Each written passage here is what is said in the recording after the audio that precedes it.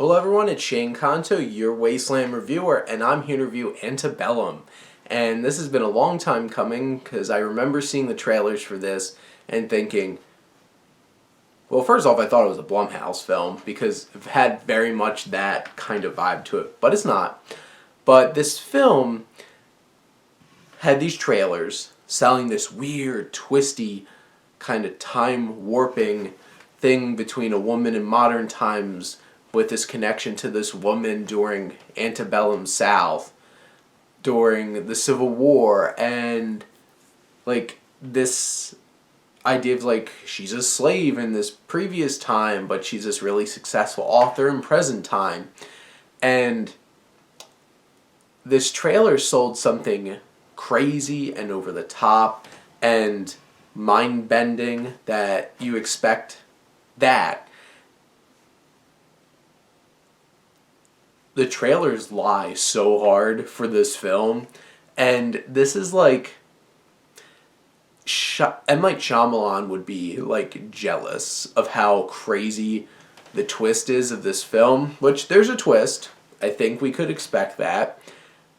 But when that rug's pulled out from under you, doesn't work. This is like, this will get people as angry as like Glass did and The Village did when that first came out, and be very polarizing. Because this film really feels like two completely different films, chopped up, edited together, and then you expect to have this payoff.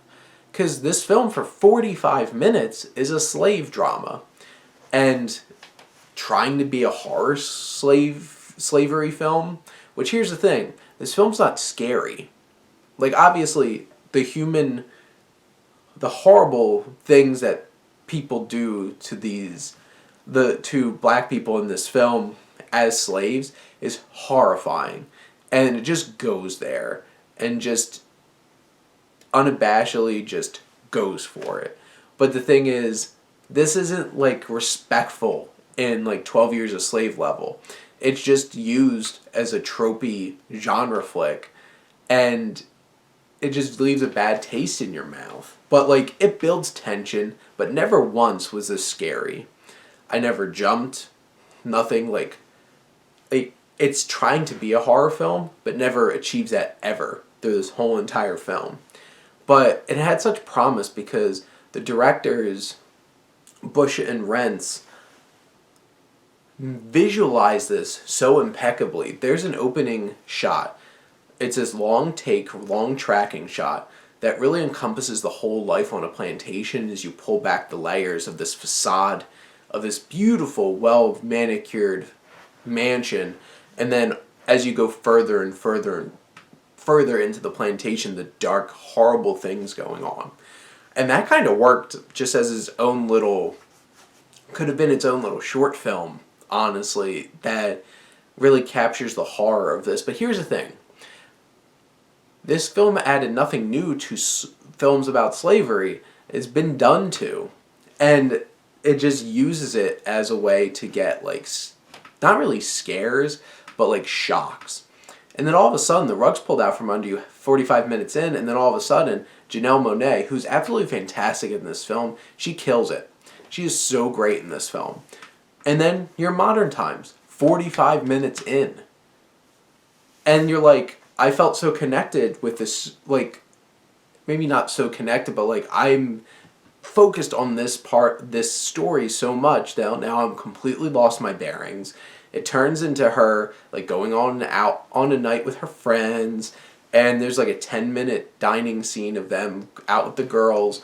And yes, there's some funny moments in that particular scene, and then there's little moments of microaggressions that pop up, and it's trying to build that connection. It's like, hey, things aren't much better now, but not done in an intelligent way at all.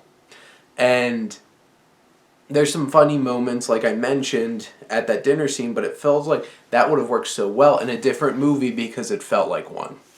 And then when these converge and you start realizing how this is connected, it's so unsatisfying. And then it has a crazy third act, like fist pumping, like, yeah, retribution, kind of like something you get from a action thriller of somebody getting payback. And then it just gets so obnoxious right at the end, and the reveal just doesn't work. And it just felt strung together two different films. If if it stayed in this plantation place and you started realizing exactly what it was through that scope, maybe it would have worked better. But how it played out with this just felt really cheap and unearned, and in the end, this is a hot mess. Gonna pass on Antebellum, and screw you for your lying marketing. But those are my thoughts. Let me know what you think, and let's talk some movies. But thank you as always for tuning in and supporting your Wasteland reviewer.